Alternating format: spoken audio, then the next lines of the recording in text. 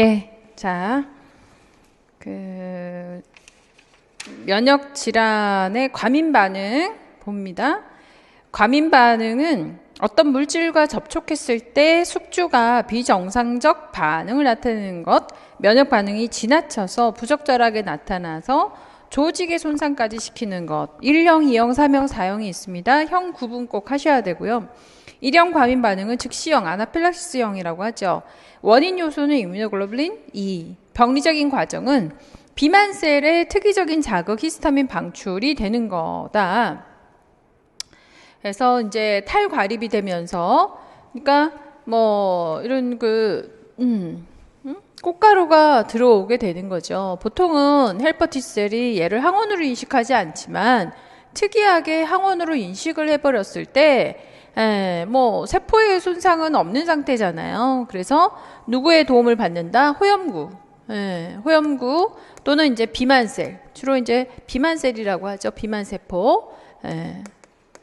이 비만세포의 탈과립이 일어나면서 항체를 꽂는데 이 항체가 이름이 뭐다? 이뮤노글로불린 2.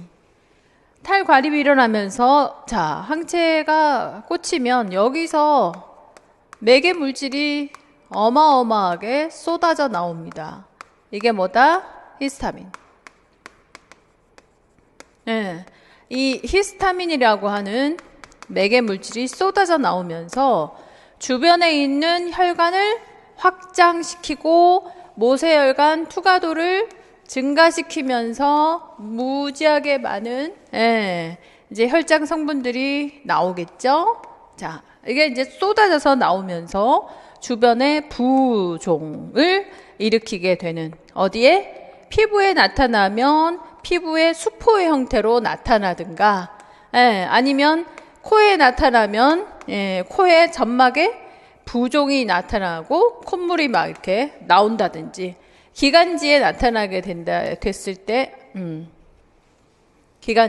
기관지에서 폐로 이 기관지에 이렇게 점막 부종과 점액 분비가 생기면서 천식 이런 형태가 나타나게 되겠죠. 아니면 이제 아나필락시스, 기도가 갑자기 부어버리면서 기도가 폐색되는 거, 이때 이제 삐리릭거리면서 나오는 소리가 휘징, 천명음이라고 하는 거겠죠. 그래서 매개되는 항체는 이뮤노글로불린 2다라고 하는 게 엄청 중요한 거고요. 이로 인해서 히스타민이라는 매개 물질로 인해서 혈관이 모세혈관 투과도가 증가가 됩니다. 그죠? 혈관이 확장되고 모세혈관 투과도가 증가되고 부종이 형성되면서 이제 막힘 증상들이 나타나게 되는 거죠. 혈관이 말초에 저류됩니다. 혈관 확장이 일어납니다. 그리고 평활근의 수축이 일어나게 됩니다. 그죠? 점액이 분비됩니다. 그죠? 말초 혈관 내 혈액 저류가 일어나게 되는 거죠. 말초에. 그러면서 이제 폐색적인 증상이 나타나는 거. 이게 1형 과민 반응. 아마 이 벽세 생리 기전은 다음에 천식일 때도 또 해드릴 거고 또 질병 뭐 SL이라든가 하는 것들 만날 때마다 반복해 드릴 거니까 뭐 또 만날 일이 있을 거예요. 즉시형 아나필락시스다. 원인이 되는 항체는 이뮤노글로불린 2다. 꼭 기억하셔야 됩니다. 자, 그리고 대체적으로 우리가 특이한 경우 세포 용해성, 세포 독성은 이뮤노글로불린 G가 그러니까 M이 먼저 나타나고 G가 나타나게 되는데 보체라고 하는 도와주는 이런 바디가 있어요. 그래서 보체 고정을 하고 그 다음에 이뮤노글로불린 G가 반응을 하고 이 반응이 대표적인 게 ABO 부적합 태아저하구증이라고 하는 거겠죠. ABO 부적합이나 태아저하구증이라고 하는 거 2형입니다. 세포 용해성, 세포 독성 반응을 하게 됩니다. 자, 3형인 면역 복합성은 항원항체의 복합체. 그러니까 혈관 조직에 축적이 되면서 전신성 홍반성 낭창, SL이죠. 그리고 급성 신사구체 염증이라고 하는 것으로 주로 나타나게 돼요. 이 SL의 반응이 2번 출제가 되었습니다. 급성 신사구체염, 네, 주로 어떤 항원항체의 복합체냐 하면 스트랩토코커스 연쇄상구균이죠. 이 연쇄상구균 베타 헤몰라이틱 스트랩토코커스 용혈성이라고 할까요? 용혈성 연쇄상구균 주로 어디를 침범합니까? 상기도. 상기도 감염을 일으키게 돼요. 그래서 기관지, 목으로 오게 되는 거죠. 이 상기도에, 여기 이제 이런, 목에 이렇게 상기도에 오게 되는데, 이 상기도에 감염이 되어가지고 항원으로 인식을 하게 되고 항체를 만들게 되는데, 얘네들이 결국은 항원항체가 떠돌다가 어디에? 신장에 이렇게 축적이 되면서부터 걸러지지 않고 축적이 많이 되면서부터 이 사구체를 갑자기 항원으로 인식을 하게 되는, 그러면서 사구체의 염증을 일으키게 되는 이런 현상을 삼형 반응이라고 하죠. 항원항체의 복합체, 면역복합체가 축적이 되면서 갑자기 사구체에 염증이 시작이 되는 이런 유형이 있습니다. 이를 우리가 면역복합성 반응이라고 하고요. 원인은 주로 용혈성 연쇄상구균에 의한 상기도 감염이 되었을 때, 그래서 이 상기도 감염이 되었을 때 감염에 대한 치료가 항생제로 잘 끝나는 경우에서는 여기까지 가지 않는 경우도 있지만 여기까지 가는 경우도 있더라. 그래서 사구체 신염이 제일 많고요. 그 다음에 이제 류마티스열, 관절염도 침범하고 심장의 판막도 침범하는 류마티스열, 그리고 SLE, 이런 애들이 제 3형이라고 하는 거죠. 3형 면역복합체. 3형으로 많습니다. 류마티스 열. 자, 제4형은 세포중계성 지연형인데 감작된 T셀에 의한 림포킨 방출이라고 되어 있어요. 그래서 지연형이에요. 그래서 세포 지연형이라고 하는 겁니다. T셀이 가잖아요. 시간이 얼마 정도죠? 처음에 이 반응이 나타나고 즉시형, 아나필락틱형은요. 즉시 반응이 나타나죠. 뭔가 고춧가루가 뭐 탁 쏘였다. 그러면 콧물이 쫙 나오고 재채기 나오고 막 염증 부종이 시작이 되고 막 이런데 그게 아니고 접촉성 피부염, 옷에 올맞다. 산을 갔다 와서 집에 가서 자고 나서 다음날 아침이 됐더니 온 몸이 발진이 시작이 되더라. 이런 거거든요. 얘는 T셀이 주요 요인인 거죠. T셀은 반응을 빠르게 하지 않습니다. 그죠? 네, 보통은 48시간, 72시간 막 이런 시간들이 걸리니까 세포 중계성 지연형으로 나타나는 거죠. 이게 이식 거부 반응에서도 나타난다라는 거예요. 이식 거부 반응 수술을 하고 수술을 잘 했는데 곧바로 증상이 나타나는 게 아니라 2주, 3주 지나고 났더니 또는 1주 정도가 지나고 났더니 증상이 나타나기 시작해요. 심지어 몇 달이 지나고 났더니 거부 반응이 시작이 되더라. 이런 것은 T셀이 매개하기 때문입니다. 감작된 T셀. 그러면서 림포킨을 방출하니까 림포킨을 쫙 방출하면은 누가 나와요? 또 사이토톡식 T셀 가가지고서 공격하기 시작하는 거예요. 사이토톡식 T셀은요 그야말로 이제 로켓 발사 폭격기 같은 아주 타겟을 정해가지고 명확하게 파괴를 하거든요. 아주 강력합니다. 그래서 이식된 조직들을 강력하게 다 물렁하게 만들어서 괴사를 시켜버리게 되는 게 사이토톡식 T셀 또는 NK 이런 애들을 쏟아내는 림포킨을 방출해서.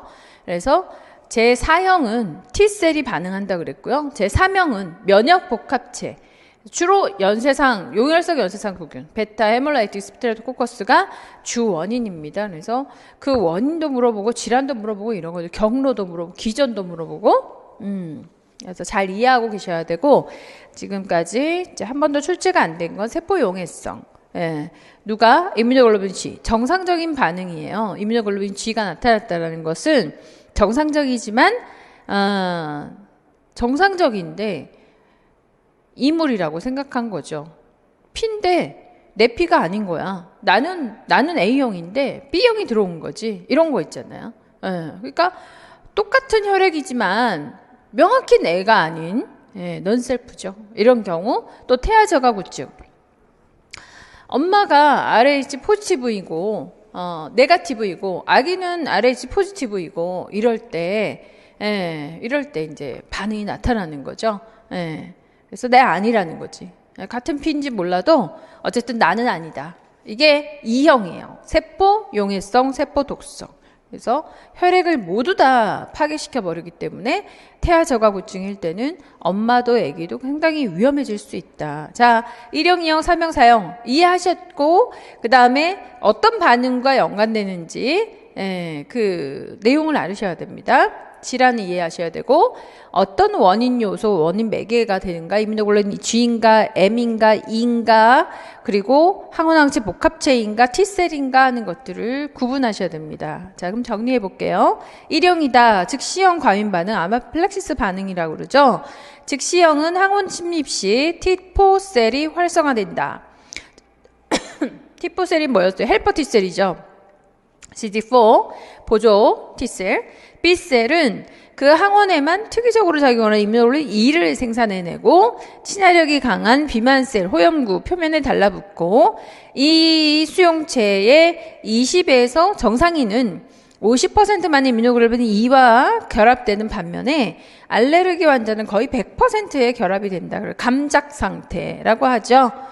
반응을 일으킬 정도로 과민한 상태가 된다. 이 상태에서 재차 동일 항원에 침입을 하게 되면 항원 이뮤노글로빈 E가 결합을 해서 비만이나 호염구, 탈과립을 일으키면서 여러 매개물질, 뭐라고 그랬어? 히스타민 등 이들 화학물질에 의해서 총체적으로 혈관 투과도가 증가되고 혈관의 확장이나 기관지 또는 내장 평활근, 근육 수축이 일어나게 되고 국소염증을 일으키면서 알레르기, 그래서 아토피성 알레르기, 건초열, 기관지 천식, 아토피 피부염, 피부 알레르기, 두드러기 이들이 여기에 해당이 되는 거죠. 여기에 매개체 역할을 하는 게 히스타민, 류코트리엔, 호상구, 호중구, 헤파린, 브레드키닌, 그 다음 혈소판 활성 인자들입니다. 자, E형 세포 독성 반응입니다. 세포 독성 반응에서는 이종 단백질 또는 자기 세포에 대항을 하는 자가 항체를 만들게 되죠.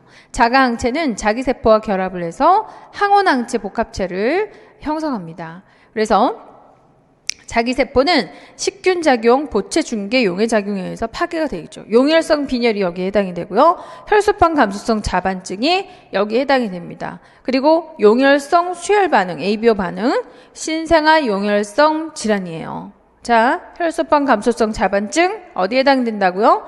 세포 용해성, 세포 독성 반응 2형입니다. 기억하셔야 되고요. 제3형 면역 복합 반응. 항원이 가다할 때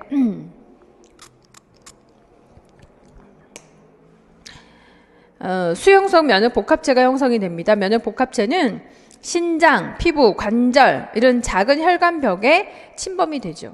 그래서 주로 신장에 많이 침범이 되는 경우가 신상 사구체 신염이고요. 관절에, 혈관에, 루마티스열 또는 여기 전체를 침범합니다. 전신성, 홍반성, 낭창, SL이. 조직과 혈관에 손상을 일으킵니다. 류마티즘 관절염 시 관절 강에 면역 복합체가 만들어진다. 전신성, 홍반성, 낭창, 혈관염, 사구체 신염, 관절염, 루마틱 열 이런 것들입니다. 자, 사형 지연형 과민 반응. 감작 T셀이 림포킨을 유리시키면서 항원에 대해서 식균 작용을 지시하죠. 이 알러지원에 노출된 24시간에서 72시간 후에 발생하게 됩니다. 그래서 지연형 과민 반응이고요.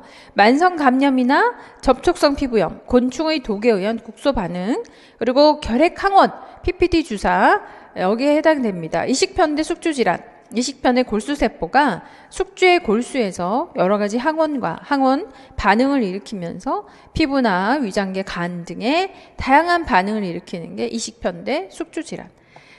그 외에 이제 이식 거부 반응들.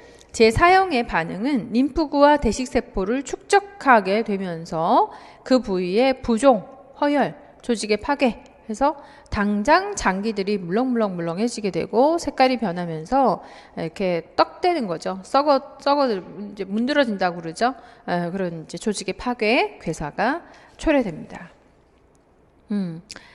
자, 이래서 이제 즉각적인 과민 반응과 지연적인 과민 반응의 차이점 이거 한번 읽어보시면 아까 즉각적인 과민 반응이 1형, 지연적인 과민 반응이 T세포에 의한 4형 뭐 이런 거잖아요. 그걸 구분해 보시도록 합니다. 자, 관리는 죄송해요. 환경 조절하라고 하는데 자극이 되는 것들은 그러니까 이런 거예요. 한번 여기에서 항원, 매개물질, 항원이 있어요. 항원이 있지만 그 다음에 노출이 되면 자극만 되어도 이뮤노글로빈 E가 나옵니다. 이게 이제 제일 약점인 거죠. 그래서 뭐 새우에 의해서 나는 알러지가 있어요. 뭐 이렇게 하면 좋겠지만 뭐 그렇게 해서 이뮤노글로빈 E가 한번 형성이 되고 나면 갑자기 고춧가루가 자극을 줘도 알러지 반응이 나타나기 시작을 하고 갑자기 찬 기운에 따뜻하게 있다가 찬 기후에 노출만 돼도 알러지 반응이 시작이 된다든지 그래서 천식 같은 경우에 굉장히 차다, 건조하다, 맵다 뭐 이런 것들 있잖아요. 이런 자극에 의해서 이뮤노글로불린 E가 갑자기 나타나서 비만세포에 탈과립해버리면 히스타민이 쫙 나오면서 모든 혈관들이 확장이 돼버리니까 이렇게 막 혈관 토가도 증가로 부종이 생기게 되는 거죠. 그래서 환경 조절하셔야 됩니다. 어떻게? 너무 차갑지도 않게 또 먼지 즉각적인 반응이 나타나죠. 옷만 털어도 그때부터 반응이 시작이 되니까 그래서 먼지를 없앤다든지 청소를 한다든지 하는 것들을 좀 신경을 써야 되는 거죠. 자, 약물요법입니다. 출제 2번이나 됐죠. 알러지성 비염으로 한번 나왔었고 아토피성으로도 나왔던 것 같아요. 자, 약물은 당연히 항히스타민 제제를 써야 되지만 실상 즉각적인 반응을 유도하는 데 있어서는 지금 현재 이렇게 부어 있잖아요. 코가 부어 있고 여기 안에가 이렇게 부어 있고 이 부어 있고 점액이 막 나오고 있고 이 부은 거를 빨리 개선시켜 줄 수 있는 건 비강 충혈제, 비충혈 제거제, 에페드린 같은 것들을 쓰게 되는 거. 이게 1차적인 약이죠. 이 즉각적으로 이렇게 부어있는 기도 부종이 되어 있는 것들, 이렇게 점막이 이렇게 부어있는 거, 빨리 점막을, 해결할 수 있는 거, 혈관을 수축하고 근육을 이완시킬 수 있는 거, 혈관은 수축해야 되죠. 혈관은 수축시키고, 근육은 이완시키고 이런 역할을 빠르게 할 수 있는 거 에피네프린, 에페드린 이런 약물인 거죠. 그거를 이제 1차적으로 쓰는 거예요. 그런 다음에 항히스타민 제제가 그런 다음에 항염 제제가 좋아지게 되는 거죠. 예. 그래서 기도 부종의 에피네프린, 수포, 히스탐, 항히스타민 뭐 이런 것들 항염제 이런 것들을 만성적으로 쓰게 됩니다. 면역요법입니다. 이뮤노글로불린 E, 과민 반응 치료를 하는데 탈감작 시 주의할 점, 주사용 항원 용병약은 냉장고에서 보관하고 항원 주사 시 아나필락식 쉬하게 대비를 해서 응급처치 준비해야 돼. 이게 에피네프린이죠. 주사하기 직전에 이름 확인하고 부작용이 없는지 확인을 해야 됩니다. 상박에 주사를 합니다. 이때 아나필락틱 쉬하게 대비를 해서 주사 시마다 부위를 변경하는 것이 바람직하다 뭐 등등 이런 요법도 있다. 자, 그다음 알러지 비염. 임파계로부터 유리된 형질세포가 항원에 의한 자극의 결과 글로불린 E 항체를 만들고 비만셀의 표면에 작용하면서 매개물질이 분비가 된다. 이 매개물질이 알러지 반응을 일으키게 됩니다. 혈관 토가성이 증가됩니다. 평활근이 수축합니다. 말초 혈액 내 혈액고임. 이 세 가지 병태 생리 기전은 꼭 기억을 하셔야 될 거예요. 그래서 재채기, 코막힘, 눈물, 콧물, 자 치료, 회피요법, 환경 조절하는 거죠. 약물요법, 충혈, 완화제 1차로 쓴다 그랬습니다. 그리고 혈관 수축제, 항히스타민 제제 씁니다. 탈감작요법 합니다. 그리고 환경요법 할 수 있어요. 그리고 알러지원을 피합니다. 대증요법 하고, 알러지를 피하지 못했다면, 모른다면 초콜릿, 우유, 계란 이런 것들이나 베개 침구 이런 것들은 비알러지성으로, 애완동물의 털 이런 것들은 제거하는 게 좋겠죠. 화장품, 비알러지성 제품, 먼지 이런 거 제거하면 좋겠습니다. 그래서 이런 이제 환경 대증요법 사용을 하게 된다. 여기서 2018년 기출문제가 약물 뭐 쓸래 이러고 온 거거든요. 충혈 완화제 혈관 수축 역할을 하는 에페드린이나 에피네프린을 쓰게 됩니다. 그러면 병태 생리작용의 혈관 투과성 증가, 이거 어떻게 합니까? 이 약이 혈관을 수축시키는 거죠. 그래서 투과도가 줄어들게 되고, 평활근은 수축하고 있어요. 이거 어떻게 작용합니까? 근육을 이완시켜 버리는 거죠. 그죠? 말초 내 혈액 고임을 제거하게 되는 거죠. 그래서 즉각적인 효과를 가지고 올 수 있는 에페드린, 에피네프린을 1차로 사용을 하게 되는 거고, 그 이후에 이제 항히스타민 제제도 같이 사용을 합니다. 자, 두 번째, 세 번째, 네 번째, 다섯 번째인가요? 아토피성 피부염입니다. 접촉성 피부염하고 비슷한 알레르기 피부 질환을 나타내게 되는데, 즉 처음에는 반점으로 빨개졌다가 구진, 수포, 농포, 가피순으로 볼록볼록 올라오기 시작하고 물 차이더니 농이 형성되고 가피가 형성되는 순서대로 진행을 하게 되겠죠. 그리고 습진이 형성되는 부위는 반복 형성이 돼요. 그래서 굉장히 반복되면서 이게 유가 조직이 되는 과정에서 또 염증이 생기고, 같은 부위에 계속 어느 부위? 혁뒤 부위, 그죠? 그리고 목 부위 또는 겨드랑이 밑 이렇게 겹쳐지는 부위들에 반복해서 나타나요. 그래서 그 부위가 결국은 낫기 전에 또 발생하고 낫기 전에 또 회복, 완전한 회복이 전에, 완전 회복이라는 것은 원래의 조직으로 되돌아와야 되는 건데, 원래 조직으로 오기 전에 또 염증이 생기고 유가 조직이 형성되고 이래서 두꺼워지게 되는 거예요. 네. 그리고 색깔도 침착이 돼가지고 색소 침착돼서 흑갈색으로 이렇게 변하게 됩니다. 특히 음주 후에 몸이 따뜻해진 매우 가려움증이 있어요. 유발 요인 많죠.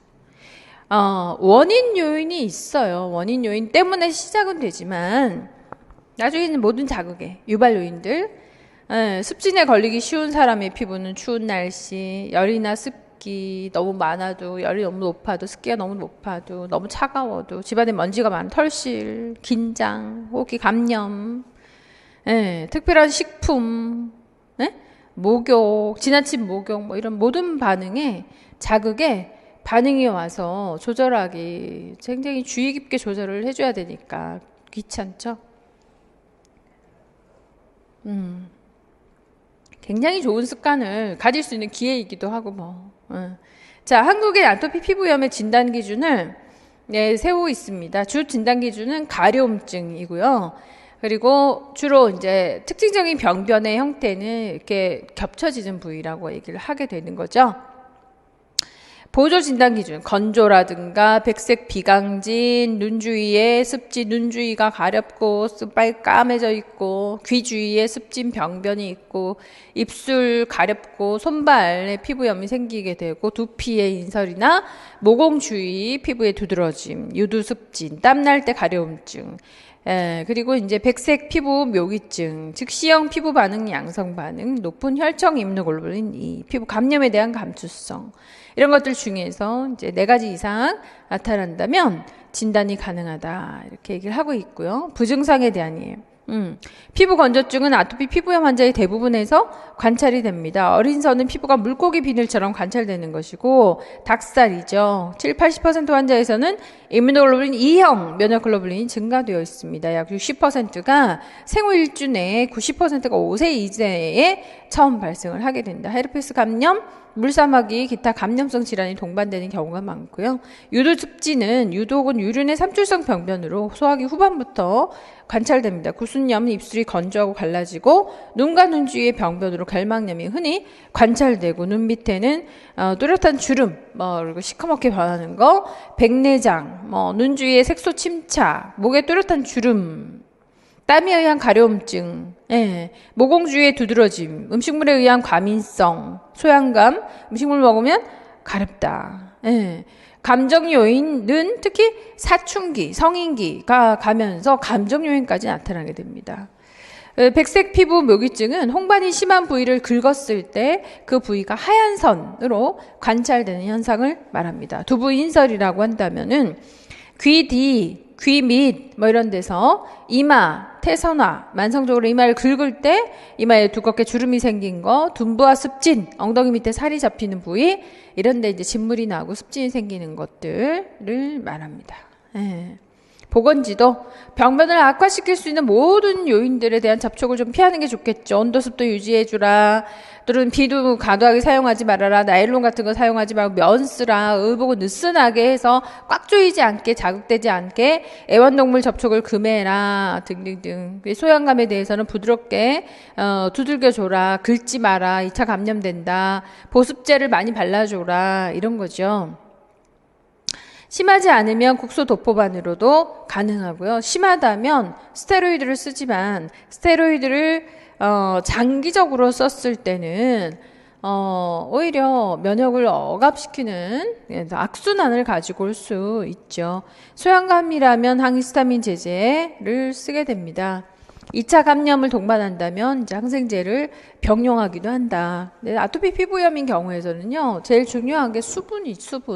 피부니까. 예, 간단하잖아요. 피부니까. 그래서 피부에 이렇게 수포가 올라오고 하는데 진정작용을 하는 데는 수분만큼 좋은 건 없는 것 같아요. 그래서 수분을 성분이 좋아야죠. 그죠? 그 석유가 많이 들어있는 로션 이런 것들은 사용해보면 알아요. 석유 때문에 또 아토피가 올라오기 때문에 자연 성분에 수분이 많은 거, 수분이 많다라는 거가 유분이 많아서는 느낌은 수분처럼 느껴지지만 마른 논바닥에 기름칠한 느낌이잖아요. 그래서 그런 거 좋지 않아요. 오히려 역효과가 나게 되는데, 왜냐하면 유분이 너무 많이 들어가게 되면 피지선이 쪼그라들게 되거든요. 피지가 자기 할 일이 없잖아요. 유분을 끌어내. 그래서 피지선이 위축되게 되면 오히려 더 기름기가 없어지게 되면서 수분 유지를 못해요.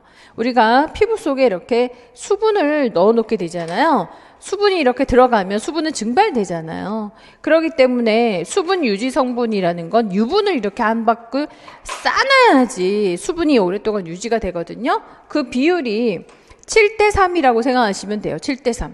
수분이 70%, 유분이 30% 정도. 그래야만 유분, 피지선이 마르지를 않아요. 그런데 시중에 나와 있는 것 중에는 유분이 너무 많아가지고 유분이 70% 정도, 유분이 5대5만 돼도 피지선은 위축됩니다. 그래서 더 건조하고 악건성이 되거든요. 그런 것을 굉장히 주의하셔야 되고, 수분을 많이 머금고 있는데 좋은 건 뭐겠어요? 자연 오일이 있죠. 호호바 오일 같은 거. 그래서 수분이 굉장히 많은 로션을 쓰고 그 위에다가 호호바 오일 같은 거 이런 걸 섞어가지고 발라놓는 게 되게 중요해요. 그래서 두들기면서 로션을 바르는데 한 7차례 정도는 듬뿍듬뿍 발라주라 그랬어요. 그리고 나서 마지막에 오일로 한번 싹 이렇게 되면 수분이 유지될 수 있는 거죠. 네, 그렇게 되면 굉장한 진정성의 효과가 있어요. 일단 그게 1번이에요. 약 먹는 것보다. 항히스타민 제제 먹어봐야 히스타민이 계속 나오고 있는데 항히스타민 제제를 먹는다? 예, 이제 즉각적인 효과는 있을 수가 없고. 그리고 뭐 에피네프린 이런 건 함부로 쓰는 게 아니잖아요. 굉장히 기도가 부종이 되고 심각할 때 쓰는 거니까. 왜 약이 없다 그렇게 되면. 그러니까 수분. 네, 수분을 충분히 듬뿍. 그리고 유분. 네, 오일. 근데 절대 석유 오일 쓰면은 안 됩니다. 천연 오일 쓰셔야 돼요. 그래서 그렇게만 하더라도 상당히 많이 진정이 되니까 학교 가시면 아토피 피부염을 경험하는 아이들이 너무 많거든요. 너무 불쌍하잖아요. 같은 부위에 계속 가렵고 그것 때문에 잠도 못 자고 눈도 빨개져 있고 이거 두터워져 있고 딱 보면 아토피성 피부염 때문에 얘네들이 일상생활을 전혀 못하겠구나. 굉장히 산만하고 집중 못하고 일생이 너무 슬프잖아요. 그래서 수분 듬뿍 넣어줄 수 있게끔 그 엄마도 교육을 시켜야 되고 아기도 교육을 시켜야 되고 진정이 돼요. 그러면서 점점 이제 자극적인 환경들을 조절해 가는 방법들을 계속 반복해서 익숙하게 해주시면 본인들이 좋아지면 다음번에서는 하거든요. 좋아지지 않으면요, 힐링이 좀 안 되면 원래대로 돌아가요. 돌아가서 자기 습관대로 하게 되면 또 똑같이 증상이 나타나니까, 어떤 집에는 엄마가 청소를 잘 안 해서 먼지 많은 데서 애기들이 있다 보니 먼지 때문에 시작이 되는 애들도 있고, 근데 대체적으로 이제 태어날 때 엄마가 이뮤노글로불린 E를 전달을 해버리는 경우, 엄마가 이뮤노글로불린 E를 형성하고 있다면 아기가 전달받는 경우, 이런 경우에서는 태어나자마자부터 시작이 되니까 안타까운 거죠. 그래서 아토피 피부염은 너무 많습니다. 어쨌든 그런 것들을 개선시켜 줄 수 있는 방법들을 많이 알려주셨으면 좋겠다. 자, 그 다음 단마진입니다. 단마진은 그야말로 갑작스럽게 일형 아토피 아나필락시스 반응의 대표적인 예죠. 소양감을 동반한 회백색, 선홍색의 팽진이 울룩불룩 이렇게 물이 올라오는 게 피부에서 보이죠? 물 올라오는 게 보여요. 그래서 입술도 이만해지고 눈도 막 이렇게 퉁퉁 붓고 하지 않습니까? 두드러기라고 우리가 표현을 합니다. 혈관 부종이죠. 진피와 피하 조직의 혈관 부종이죠. 이것이 여기서 멈추지 않고 기도에 부종을 일으키면서 기도 폐색이 일어나게 되는 건 시간 문제다.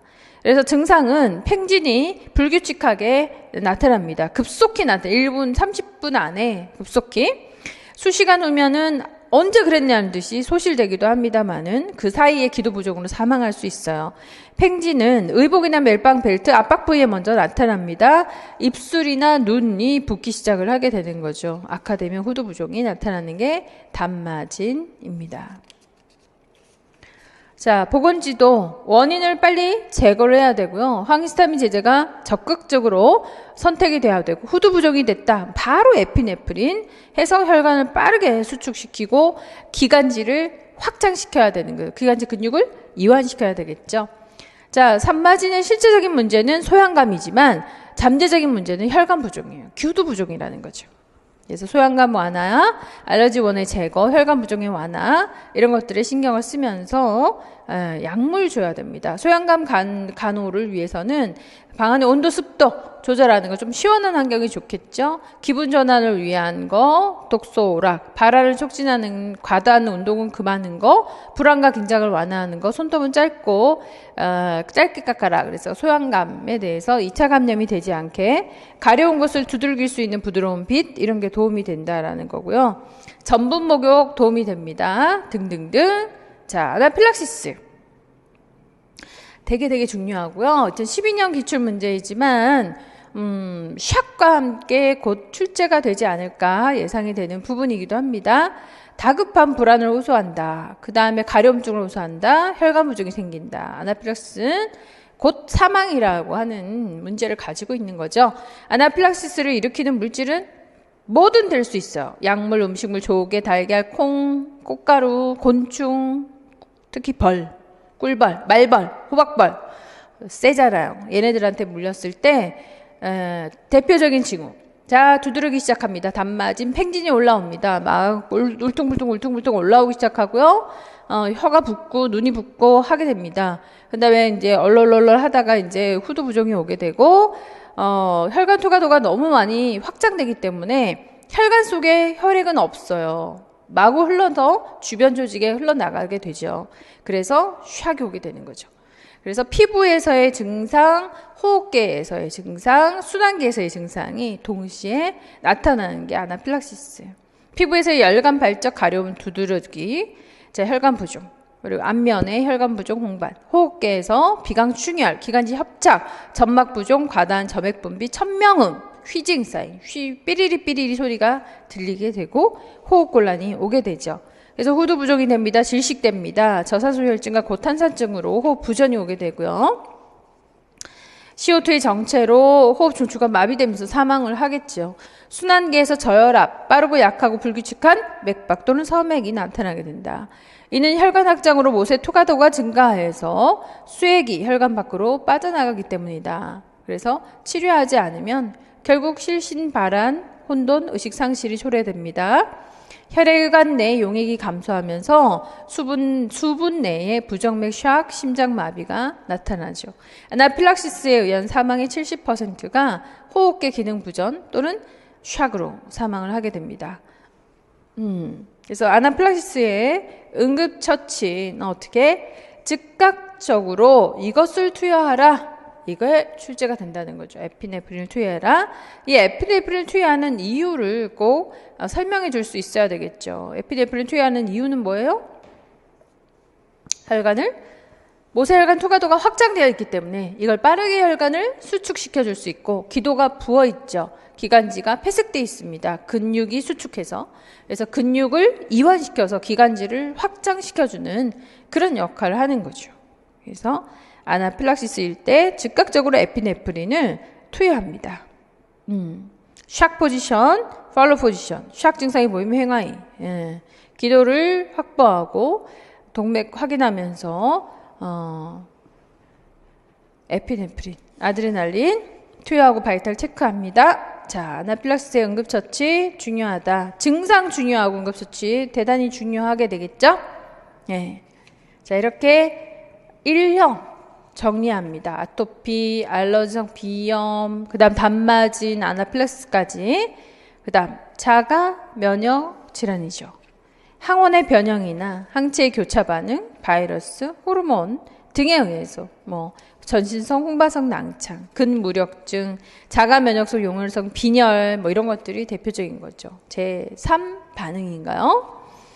자, 병태 생리. 세포 표면에서 자가 항체의 작용을 합니다. 직접적인 항체의 맥에 세포의 독성이 나타난다든지, 이게 이제 자가 면역 용혈성 빈혈이라든지 혈소판 감소성 자반증이라든지 중증근 무력증이라든지 이런 거죠. 그리고 면역 복합체에 순환 침착이 되는 거, 항원항체 복합체들이 모여서 모세혈관의 염증, 관절의 막의 활액막의 염증, SLE 같은 감작된 T임파구의 활성화, 감작된 T임파구가 림포카인을 방출해서 조직을 파괴하는 거, 이건 사형이었죠.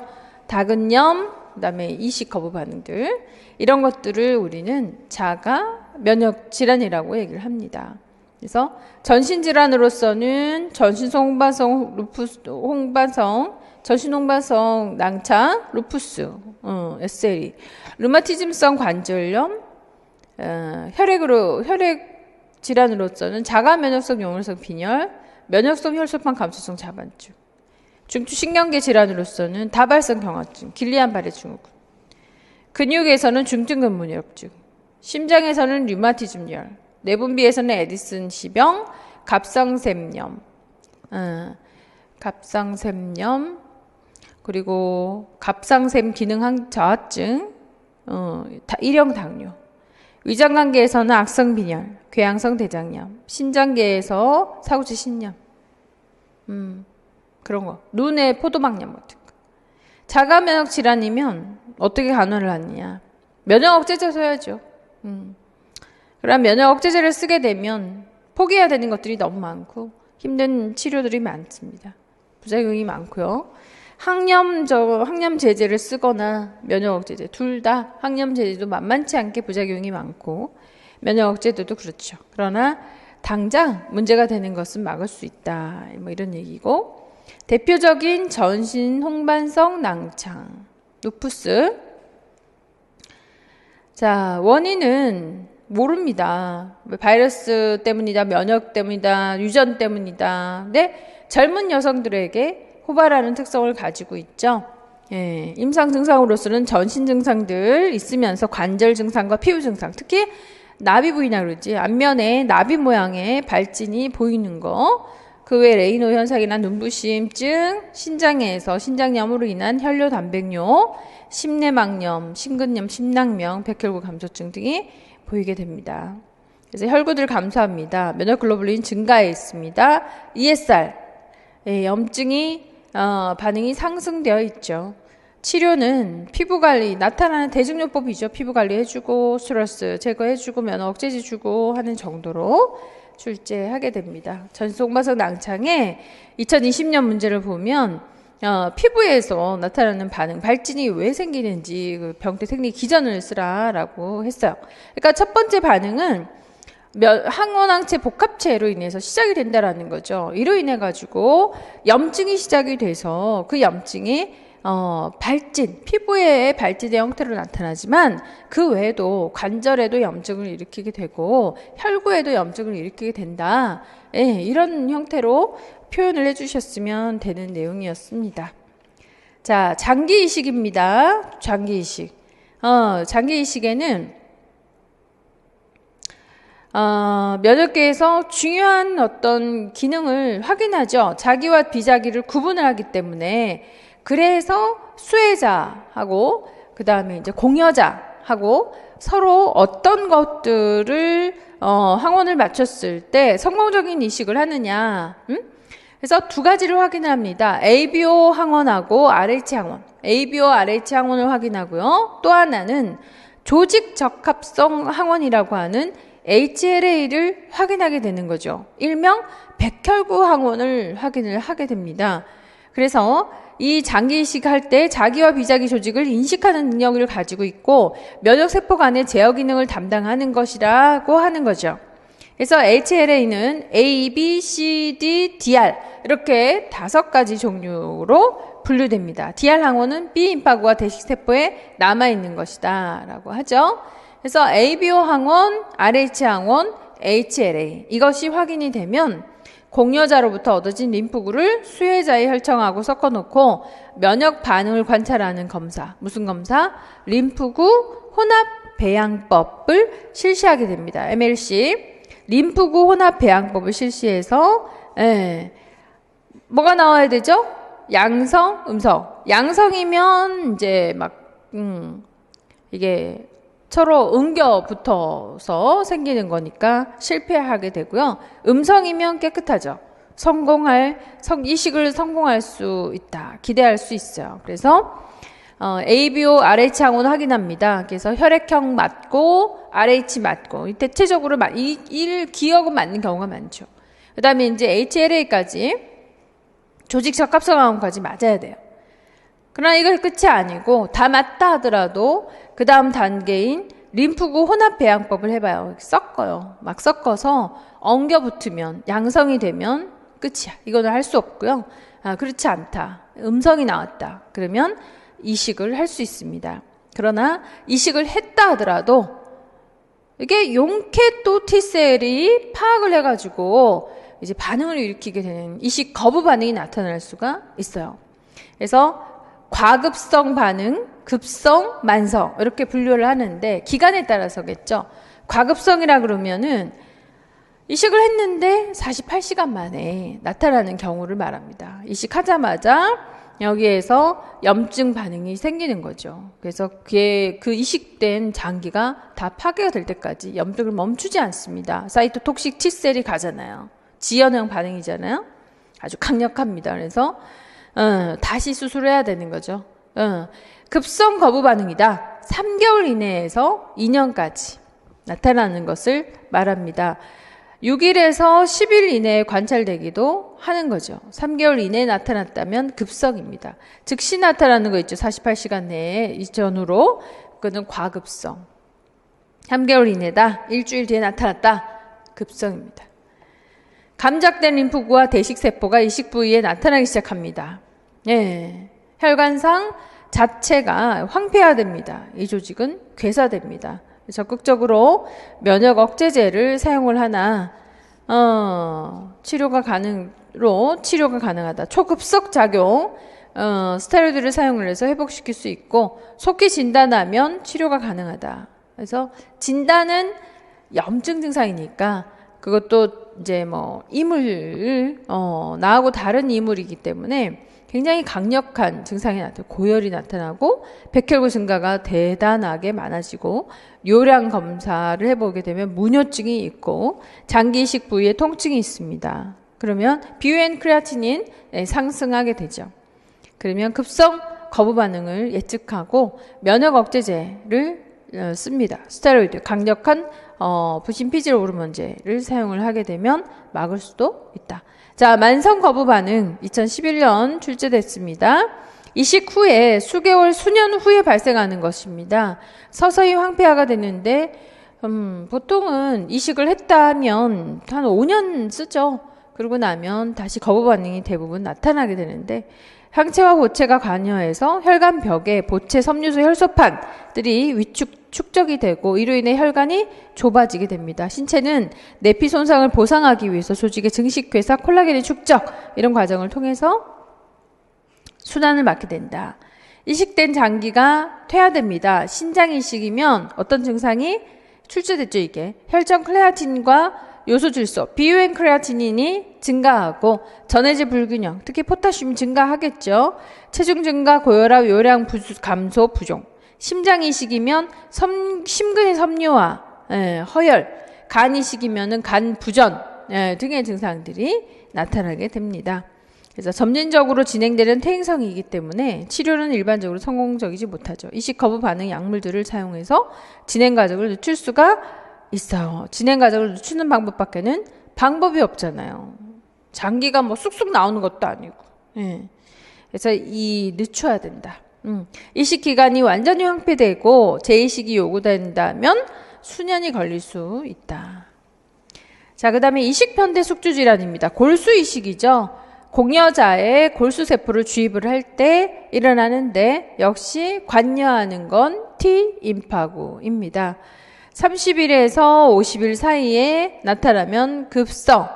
어떤 증세로 나타나느냐? 기억하셔야 되겠죠. 이식편대 숙주질환의 급성은 피부에서 홍반성 발진으로 발진, 탈피, 홍피증, 간에서 OTPT의 상승, 복부 통증, 간비대, 황달, 소화계에서 오신구토 설사, 장마비, 장정막의 탈락. 자, 만성입니다. 홍반성, 나은청처럼 자가 면역성 교원 질환들이 나타나게 됩니다. 그래서 관절이다, 피부다, 혈관이다, 교원성 질환이 나타나게 되고요. 피부에서는 홍피증 같은 섬유화, 침범 장기에서는 만성 장기에서 일어나는 변화는 만성적인 경우가 훨씬 덜 심각할 수 있다. 얘기합니다. 이식의 조건입니다. 이식해야 될 정도로 장기가 더 이상 기능을 발휘를 못할 때 이식을 해야 되지 않냐라고 하는 거죠. 왜냐? 이런 부작용들이 많기 때문입니다. 금방 피부가 다 벗겨져서 빨갛게 된다든지 간에서 OTPT가 상승이 된다든지 소화계는 오신구토로 장점막 탈락돼서 난리가 난다든지 이런 증상들이 나타나는 게 이식 후에, 골수 이식 후에 나타나는 이식편대 숙주 질환들이다. 거죠. 장기 이식은 이런 여러 가지의 부작용들, 거부 반응들을 감수해야 될 내용들이 있어요. 그죠? 자, 이렇게 해서 1형입니다. 아나필락티스, 아토피. 2형입니다. ABO 부적합증, 혈소판 감소성 자반증. 그 다음에 이제 저가구증, 태아 저가구증. 3형입니다. 사구체 신염이라든가, 루마티스 열이라든가, SL이라든가. 4형입니다. 이식 거부 반응. 그 다음에 결핵의 PPD 주사. 튜버클, T 테스트를 얘기하는 거죠. T 테스트 하는 것들, 제4형, 지연형, T 임파구가 관여하게 되는 것들입니다. 자, 이렇게 해서, 면역은 다 정리가 됐네요. 이거 해보니 너무 중요하더라, 안 중요하더라? 너무너무 중요하다라고 할 수 있겠죠. 중요합니다. 자, 그리고는 발열 간단히 하고 마무리할게요. 우리가 염증과 면역이 있을 때 열이 나는 이유는 체온 조절 기전이 파괴가 돼서 체온 조절 중추가 어디 있어요? 치상에. 그죠? 자, 여기에 있는 뇌에 셋포인트라는 게 있어서 세팅해 놓는 거죠. 36.5도에서 37도까지 세팅이 되어 있습니다. 그래서 우리가 발열, 페이버가 난다라고 하면은 37.5부 이상 정도를 얘기를 하는 거죠. 그렇다면 이 열이 났다, 셋포인트를 상승시켰다라고 할 수 있습니다. 열의 개념. 자, 발열 기전, 이게 중요하겠죠?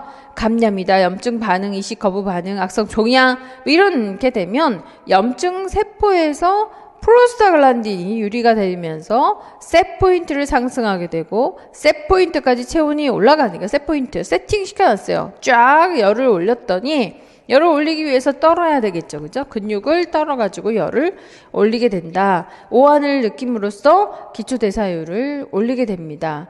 열의 근육 활동이라든가 또는 사이로신 방출이라든가 교감신경계 흥분이라든가 신진대사 과정이라든가에 의해서 열이 생산이 되게 되는 거다. 할 수 있겠죠?